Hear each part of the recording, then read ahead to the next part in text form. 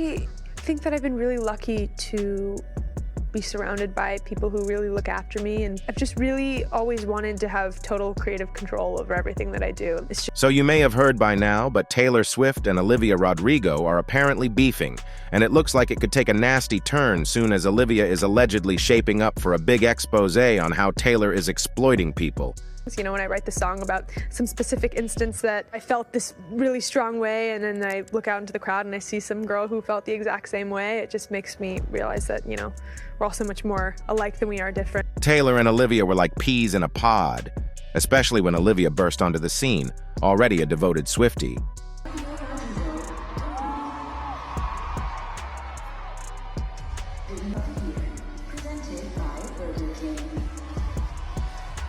In a candid chat on Apple Music's The Travis Mills Show, Olivia spilled the beans on Taylor being her ultimate biggest idol and biggest songwriting inspiration.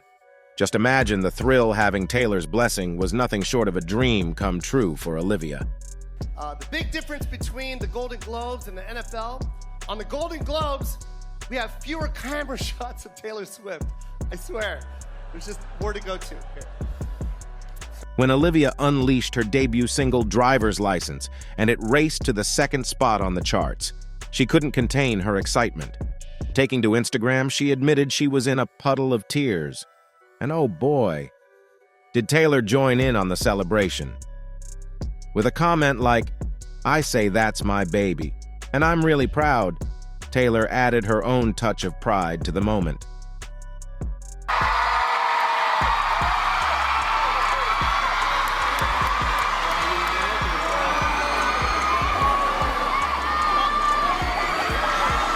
Fast forward to today, and there are whispers of a possible rift between the two stars. How did we go from those heartwarming moments to rumors and diss tracks on Rodrigo's new album, Guts? And the plot thickens. Rodrigo, an ardent Swift fan, skipping Taylor's much-hyped Eras tour show? First album was very much about heartbreak, and I think this time around I was just more thinking about the pressures of young adulthood and, you know, sort of the growing pains that come along with just turning 20. Let's rewind to April 2020, where the Grammy-winning songwriters kickstarted their friendship. Olivia, a longtime Swift enthusiast, caught Taylor's attention with her cover of Cruel Summer, posted on Twitter. Taylor couldn't help but share the love, reposting the clip with a simple yet heartfelt caption. "The talent. Love this." In January 2021, Rodrigo's star was already shining brightly on High School Musical. The musical, the series when her debut track Driver's License hit the scene. Released on January 8th, within hours, it soared to the third spot on the iTunes Top 100 chart, nestling right next to one of Taylor's tunes. Excitement overflowed as Rodrigo shared her joy online. Taylor, proving she's the ultimate cheerleader, commented on Olivia's Instagram post, expressing her delight at being side by side with Rodrigo on the US iTunes chart. The next day, Rodrigo's song overtook Swift's, and instead of rivalry, it sparked celebration. Fast forward to March 2021, and Rodrigo spilled the beans on a heartwarming gesture from Taylor. During an interview with SiriusXM, Olivia revealed she received a handwritten letter and a thoughtful gift from Swift just 12 hours before. The actress was over the moon, sharing the details of Taylor's thoughtful present, including a ring she wore while writing Red. Feeling blessed and fortunate to have Taylor as a mentor, Olivia expressed her gratitude for the support, compassion, and genuine excitement Taylor has shown her. Olivia even spilled the beans to Capital FM about her excitement for the release of Fearless, Taylor's version, planning a listening party with friends. She saw the silver lining in Taylor re-recording her masters, acknowledging it as a blessing in disguise, bringing forth more amazing songs. In April 2021, Taylor Swift brought some musical magic into Olivia Rodrigo and Conan Gray's lives by sharing tracks from her re-recorded Fearless album. Taylor, being the proud mom, couldn't contain her excitement, expressing online, "You okay? No, cause I sent my 2 kids at Olivia_Rodrigo and at Conan Gray my new version of You Belong With Me, and they are so cute it physically hurts me." Album out at midnight. It's a heartwarming moment when musical icons connect like this. Around the same time, Olivia Rodrigo unveiled the cover art for Sour, and eagle-eyed fans spotted her donning the red ring gifted by Taylor Swift.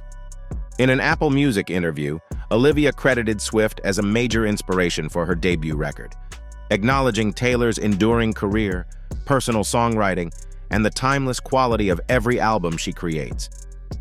May 2021 marked an exciting meetup for Swift and Rodrigo at the 2021 Brit Awards on May 12th.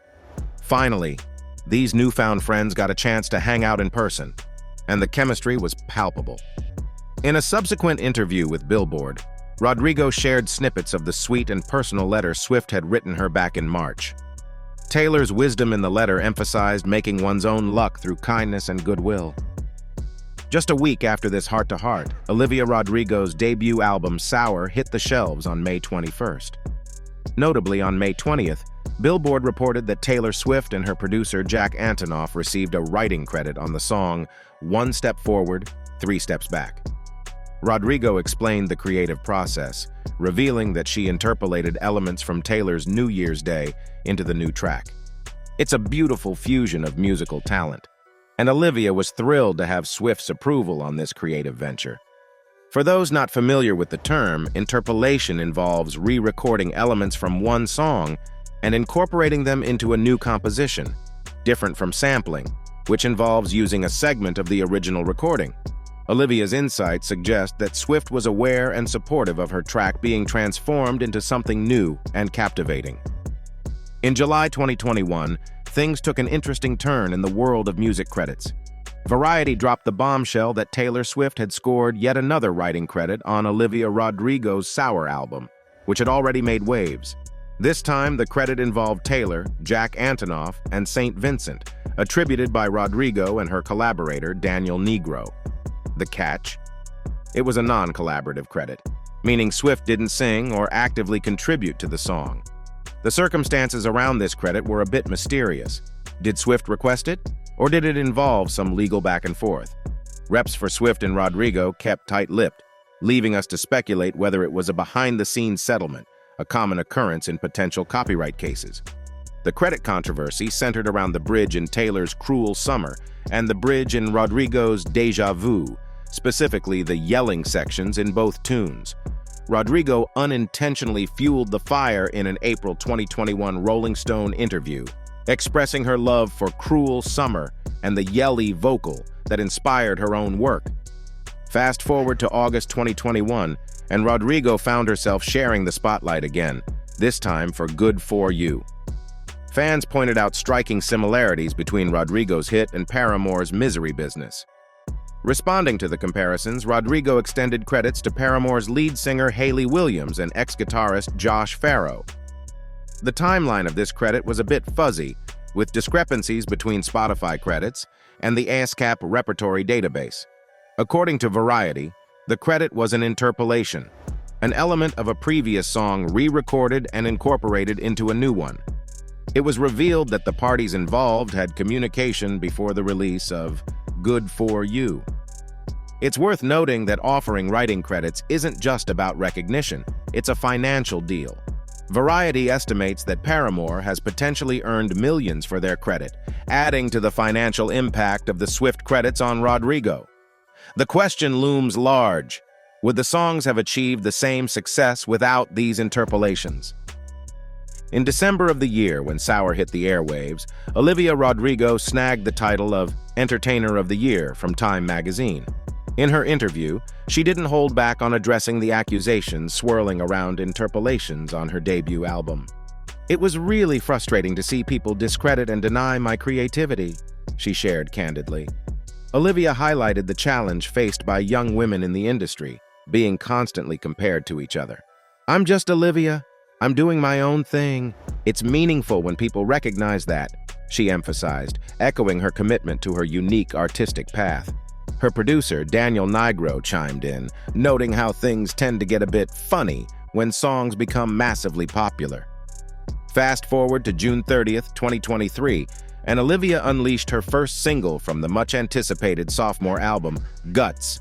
Titled Vampire, the lyrics hinted at potential connections to the Taylor Swift situation, with lines like, "But you made me look so naive. The way you sold me for parts as you sunk your teeth into me. Oh, bloodsucker, fame fucker, bleeding me dry like a goddamn vampire."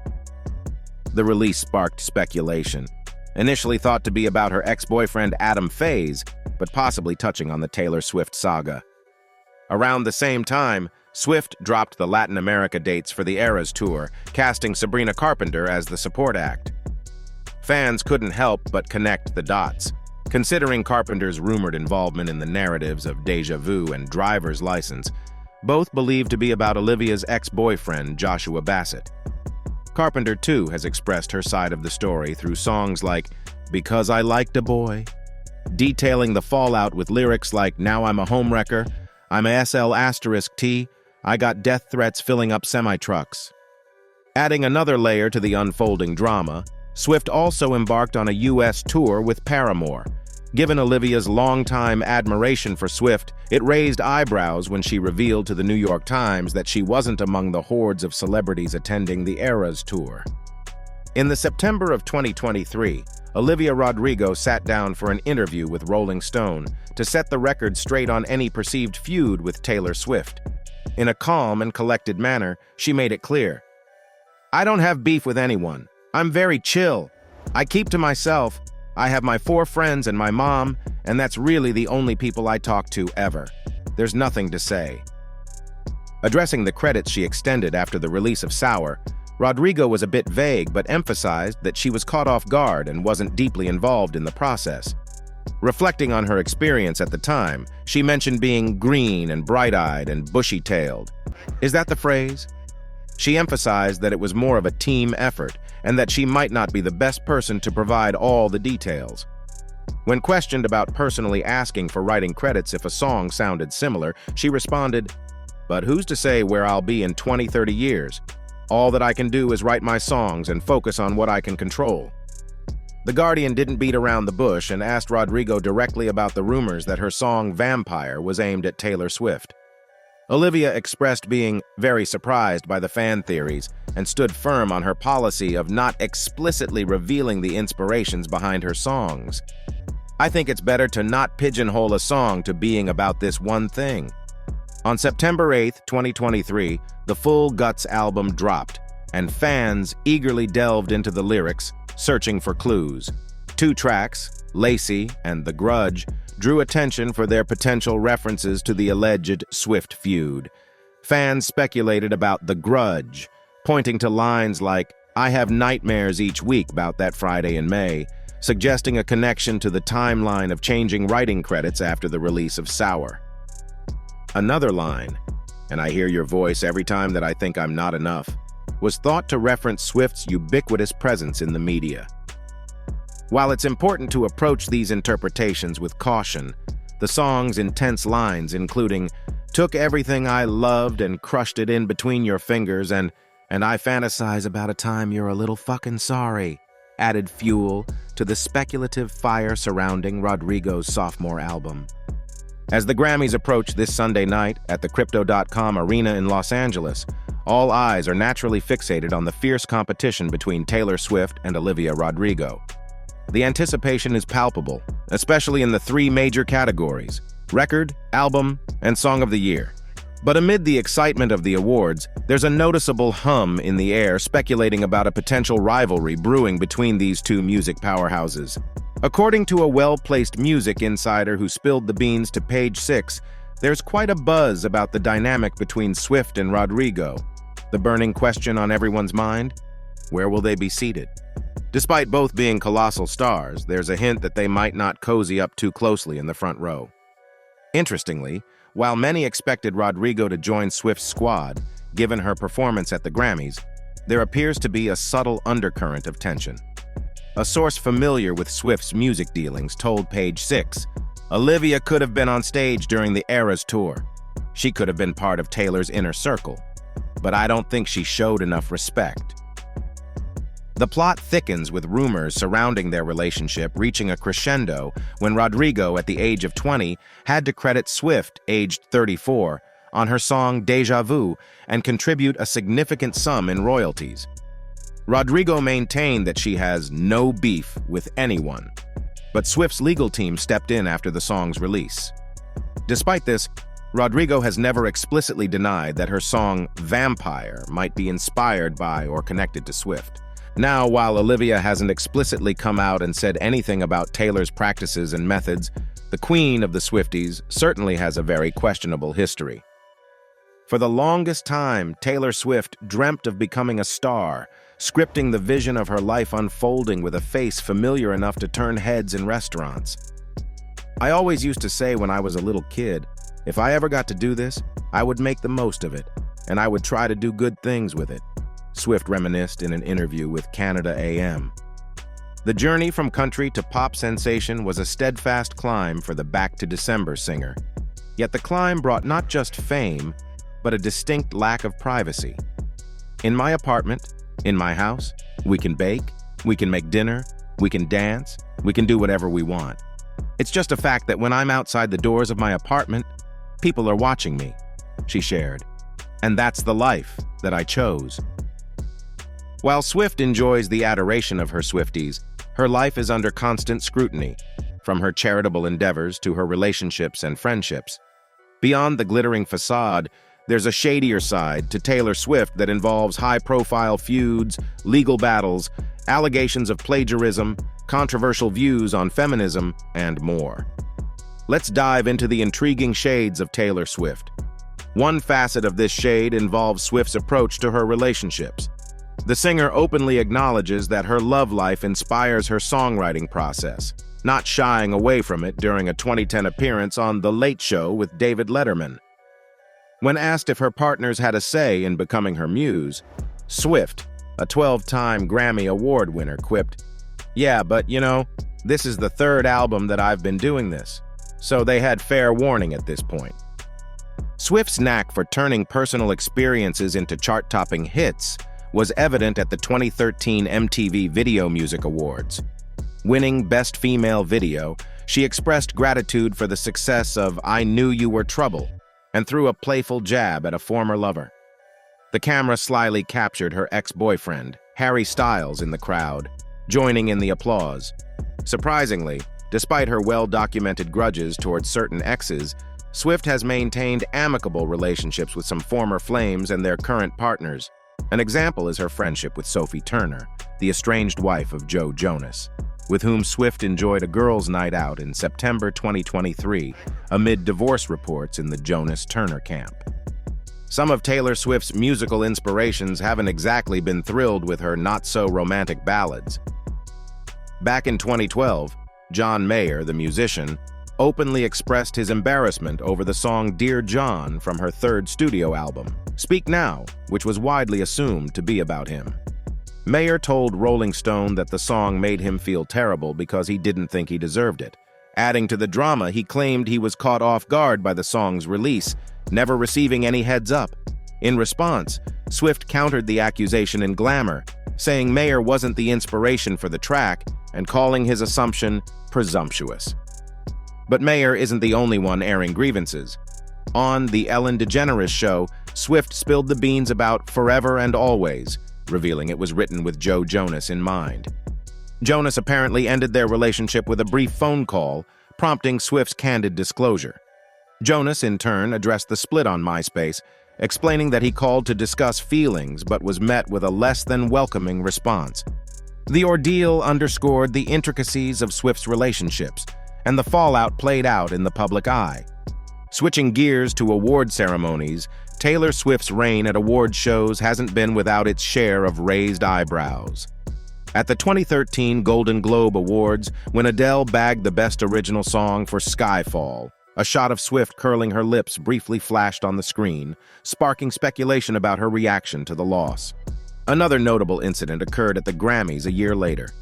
Nominated for Album of the Year with Red, Swift found herself in competition with Kendrick Lamar, Sarah Bareilles, Daft Punk, and the Macklemore-Ryan Lewis duo. As Alicia Keys announced Daft Punk as the winner, Swift's expressions went from open-mouthed surprise to a forced round of applause. In a candid moment later with Grammy Pro, Swift admitted she thought she had won, misinterpreting Key's announcement. She shared, "For a second there, I kind of thought we had it. I remember not going to after parties. I went home and I cried a little bit, and I got In-N-Out Burger and ate a lot." Award shows, it seems, are not always smooth sailing for the pop sensation. We also have the controversy surrounding her song Better Than Revenge from the 2010 album Speak Now.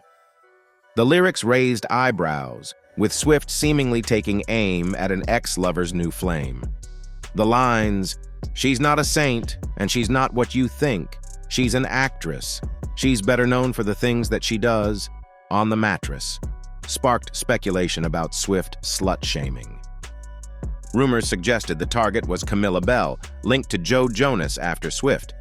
Jonas, in his MySpace letter, denied any overlap between his relationships and emphasized that assumptions of unfaithfulness were untrue. Bell later tweeted cryptic advice about revenge, and Swift eventually altered the song's lyrics in later releases, excluding the disputed lines. Switching gears, let's talk about Swift's romance with Connor Kennedy in 2012, making headlines due to their 4-year age gap and the timing of their public affection. Swift, known for keeping her personal life private, avoided detailed comments on the relationship. The pair was first seen together a week after Kennedy turned 18, sparking discussions about the appropriateness of their connection. Swift dismissed claims of kidnapping Kennedy when questioned about flying him to Nashville privately. The relationship faced scrutiny, especially when Swift purchased a $4.9 million beach house near the Kennedy estate, allegedly to be closer to him. After their breakup, Swift sold the property, reportedly making a $1 million profit. And then we have the infamous wedding crash accusation during her relationship with Connor Kennedy. Swift found herself in hot water when she and Connor attended his cousin's wedding against the bride's wishes. Connor's aunt, Victoria Gifford Kennedy, claimed she explicitly told them not to come, yet they did anyway. According to Victoria, Swift seemed oblivious to her objections, almost like she was talking to a ghost. Swift's team denied the allegations, but Today show host Kathy Lee Gifford, who was present at the wedding, insisted the incident unfolded exactly as described by Victoria. Next up, Swift's foray into discussing feminism stirred quite the debate. In a 2012 interview, Swift expressed a viewpoint that sparked criticism. She mentioned not thinking in terms of guys versus girls and emphasized working hard without gender distinctions. Critics felt she missed the mark by suggesting a male standard. Swift's interactions with other women in the industry added fuel to the fire. When Tina Fey and Amy Poehler joked about her dating life at the Golden Globes, Swift responded with a quote about supporting women. However, her Bad Blood video, allegedly fueled by animosity toward another female artist, winning an award raised questions about her commitment to female solidarity. Swift's journey through the complexities of feminism continued at the 2016 Grammys. While proud of being the first woman to win Album of the Year twice, her acceptance occurred on a stage dominated by male collaborators. Despite privately supporting Kesha's legal battle against Dr. Luke, Swift chose not to make a public statement on the matter. In 2012, singer-songwriter Matt Nathanson raised concerns about a similarity between a lyric in Taylor Swift's All Too Well and his own song, I Saw. Swift's line, "And I'll forget about you long enough to forget why I needed to," resembled Nathanson's, "I'll forget about you long enough to forget why I need to." While Swift had shown appreciation for Nathanson's work previously, even showcasing lyrics on her arm during a performance in July 2011, Nathanson accused her of being a thief in a now-deleted tweet, sparking a brief online controversy. Swift, however, remained silent on the matter. In the romantic realm, the timing of Swift's transition from Calvin Harris to Tom Hiddleston in 2016 raised eyebrows. Swift and Harris ended their over a year-long relationship in early June, and Swift was soon seen with Hiddleston. PDA photos of the new pair surfaced quickly, causing speculation about the overlap between Swift's relationships. Harris, reportedly suspicious during their relationship, expressed his feelings of betrayal, convinced that Swift was cheating with Hiddleston before their breakup. The chemistry between Swift and Hiddleston was evident from their dance at the May 2016 Met Gala, and while their relationship gained attention, it ended by September. Swift subsequently started dating actor Joe Alwyn, keeping their romance discreet for over 6 months. The timing and public nature of Swift's romantic transitions became subjects of scrutiny and speculation. We also need to talk about the behind-the-scenes tale of This Is What You Came For with Calvin Harris. So during the Taylor Swift and Calvin Harris love saga, the hit song dropped, but Swift's role in it only became public post-breakup. Rumor has it that Swift, the original songwriter, recorded a demo on her phone, shared it with Harris, and they hit the studio together. To keep the media away from their relationship and focus on the music, Swift got credited under the pseudonym Nils Sjoberg. Drama ensued when Harris hinted at not collaborating with Swift in an interview, leaving Swift's friends unimpressed. Swift's publicist spilled the beans, Harris vented on Twitter, and Swift even cheekily featured Nils Sjoberg's gravestone in her "Look What You Made Me Do" music video. Now, on to the Kanye West and Kim Kardashian saga. The 2009 VMA interruption marked the beginning of Swift's feud with West, inspiring her song Innocent. They seemingly patched things up at the 2015 Grammys, but chaos erupted with West's 2016 song Famous. The derogatory lyrics and a Swift look-alike in a compromising position in the video stirred controversy. Swift was upset, but Kardashian claimed Swift approved the lyrics. A public back-and-forth ensued, with Kardashian releasing a phone call snippet in 2016. In 2020, the full call leaked, seemingly backing Swift's side. Yet, the feud echoes through her Reputation era. Back in 2014, Swift raised eyebrows when she pulled her entire catalog from streaming services in anticipation of her 1,989 inches album release. The showdown intensified in June 2015, when she took a bold stand against Apple Music's streaming model, criticizing its refusal to compensate artists during the 90-day free trial. Swift's Tumblr letter, now deleted, expressed her shock and disappointment with the tech giant. Apple Music swiftly changed its policy, and Swift, in a change of heart, tweeted her decision to stream 1,989 inches on the platform. The plot thickened when she later inked a major deal with Apple Music, leading some to question the authenticity of her earlier stance. Fast forward to September 2017, where Swift faced criticism on a different front. Popfront's essay accused her of not denouncing white supremacists who saw her as an Aryan icon. In response, Swift's legal team sent a letter demanding the removal of the blog, claiming defamation, and ironically issued an alleged denouncement of white supremacy. The move stirred controversy and led to the American Civil Liberties Union publishing the entire letter. Swift, however, addressed the issue in a later interview, vehemently condemning white supremacy and expressing her growing interest in politics. Taylor Swift's journey to stardom took an unexpected turn when she found herself in a legal tussle with a man named Ronnie Kramer, who played a pivotal role in her early guitar lessons. Swift often recounted the story of a computer repairman turning guitar tutor, teaching her 3 chords that evolved into a regular class over 2 years. However, Kramer's version diverged a bit, revealing that the computer repair gig started well before the guitar lessons, which spanned over 2 years. The dispute escalated when Swift's legal team targeted Kramer for his website, itaughttaylorswift.com, leading to a battle over the domain name. In the realm of friendships, Swift's iconic squad during the 1,989 inches era underwent changes when Reputation took center stage in 2017. Once the leader of a high-profile girl gang, reports suggested Swift had shifted priorities after meeting Joe Alwyn. An anonymous ex-squad member hinted at Swift going off the grid post-Joe, and there were whispers of squad members being cautious about mentioning Swift in the media. While some perceived it as a change in dynamics, insiders noted Swift's shift as a response to criticisms of elitism, emphasizing her focus on more intimate connections. The evolution of Swift's relationships, both legal and personal, adds intriguing layers to her multifaceted career. She also has built a reputation for being vigilant about her trademarks. Her legal team seems ever watchful, ready to take swift action, no pun intended, against any perceived infringement on her brand.